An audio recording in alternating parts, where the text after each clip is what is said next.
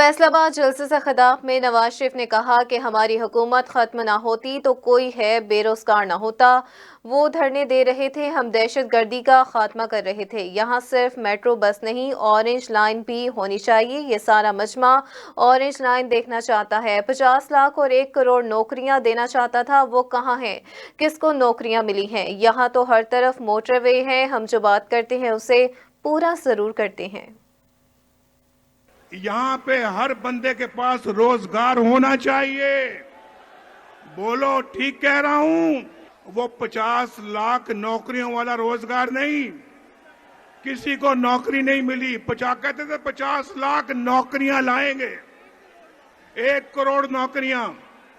जरा हाथ उठा के बताओ किसी को नौकरी मिली? यहाँ तो शहबाज शरीफ साहब 5 साल के बाद कोई मुझे बेरोजगार नजर नहीं आना चाहिए।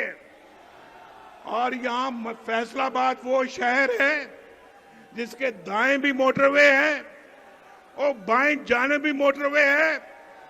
आपको मालूम है कौन सी मोटरवे?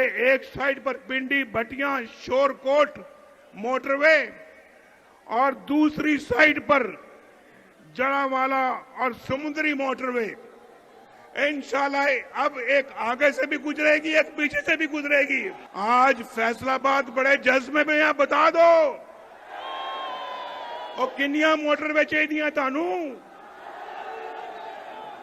कुछ दसो मैनू, तुसी ना भी दसोगे मैं फिर भी बढ़ानी है। आज का जज्बा जोश खरोश शायद मैंने फैसलाबाद में पहले नहीं देखा।